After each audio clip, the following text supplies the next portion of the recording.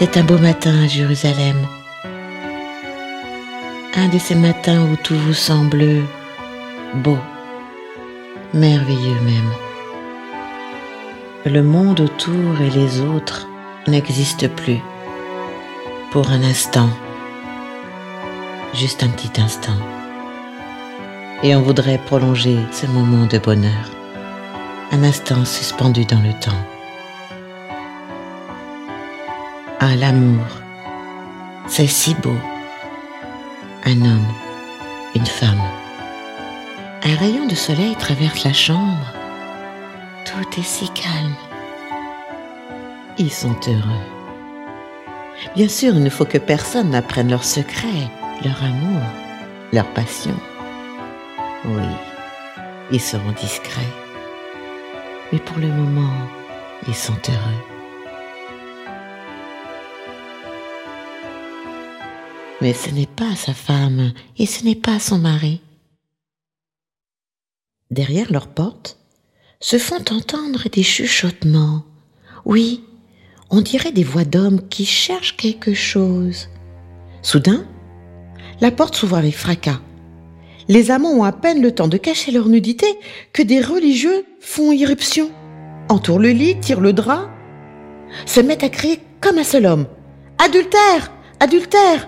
en pointant du doigt l'homme et la femme, effrayés, tétanisés, désemparés.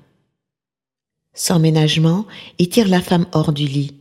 Elle a à peine le temps de saisir un drap pour cacher sa honte. Ils la jettent sur le sol froid. Elle se débat, elle crie, elle pleure, elle a peur. Mais personne ne peut l'entendre. Personne ne veut l'entendre. On la traîne par les cheveux en dehors de la chambre. Avance, traînez! Du haut des escaliers, elle a juste le temps de se retourner pour savoir ce qu'il compte faire avec l'homme avec qui elle a passé la nuit. Eh bien lui, ils ne l'ont pas touché. Il est assis, là, sur le lit, hébété, déconcerté. Leurs regards se croisent. Il lui suffira de baisser la tête pour l'abandonner à son sort. Elle se souvient. Au début, elle avait résisté à ses avances. Mais il était si doux et si drôle aussi. Il lui disait qu'elle était belle, des choses qui faisaient plaisir à entendre. Il lui a promis le bonheur, l'amour pour toujours et 1000 choses encore. Mais elle avait répondu par un sourire, juste une fois, une seule fois. Mais ce n'est pas son mari et ce n'est pas sa femme. Elle ne veut pas descendre. Elle sait ce qui l'attend en bas. Les gens, la foule, la mort. Alors on la pousse du haut des escaliers. Elle tombe. Elle gémit comme un petit animal. Elle se relève difficilement, enveloppée dans le drap, son seul refuge. Fébrilement, elle avance vers la porte de sortie déjà ouverte. Avance plus vite, femme de mauvaise vie. Elle franchit la porte. Le soleil l'éblouit. Même lui semble accusé. Mais déjà un attroupement de curieux s'est créé. Elle semble hésiter, mais une main la pousse brutalement. Contrainte d'avancer, les religieux crient « Adultère, adultère !» Elle se retourne pour crier sa rage. On la gifle, elle tombe encore une fois. Elle est humiliée. Maintenant, ses cris se sont transformés en sanglots. Elle avance doucement.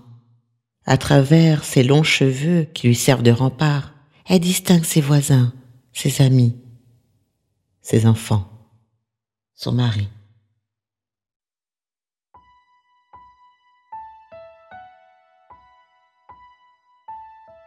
Elle se souvient, mariée à 13-14 ans, elle ne sait plus trop en fait.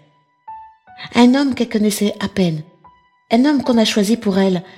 On lui a dit qu'elle aimerait au fil du temps, elle y a cru. Mais le temps a passé, et les années. Elle aurait tellement voulu entendre « Je t'aime » juste une fois.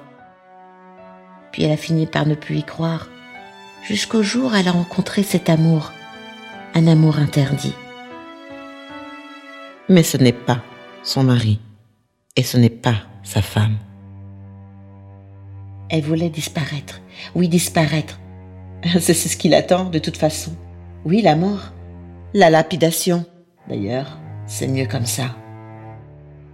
Il y a de plus en plus de monde sur le chemin. Certains lui crachent dessus, d'autres ramassent des pierres pour la lapider, et d'autres se détournent. Étonnamment, les chefs religieux se dirigent vers le temple.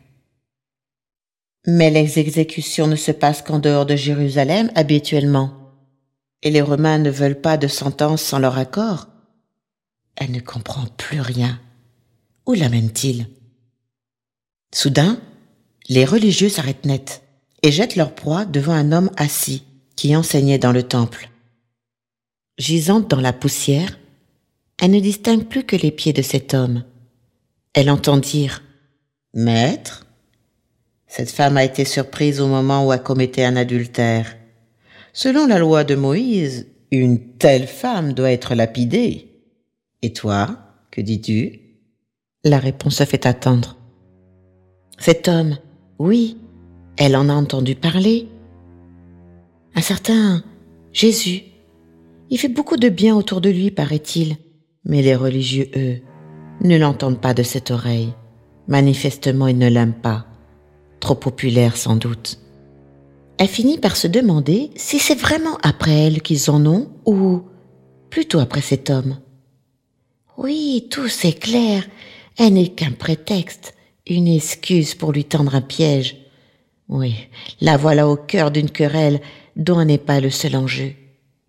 Qu'importe, personne ne prendra sa défense. Et cet homme, que peut-il faire?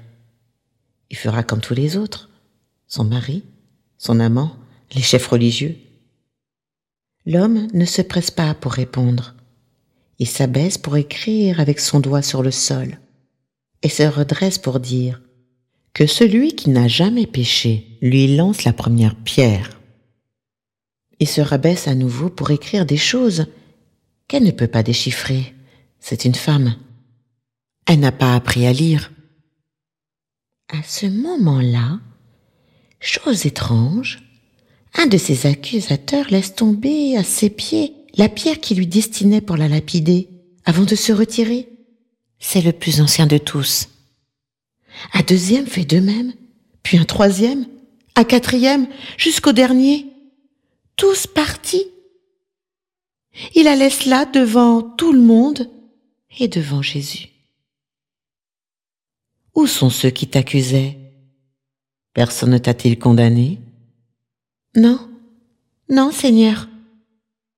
Je ne te condamne pas non plus. Va et ne pêche plus. Quoi? Comment? Comment ça? C'est tout? Elle a du mal à y croire. Elle ne va donc pas mourir aujourd'hui? Relevant la tête, elle constate que ses accusateurs ont disparu.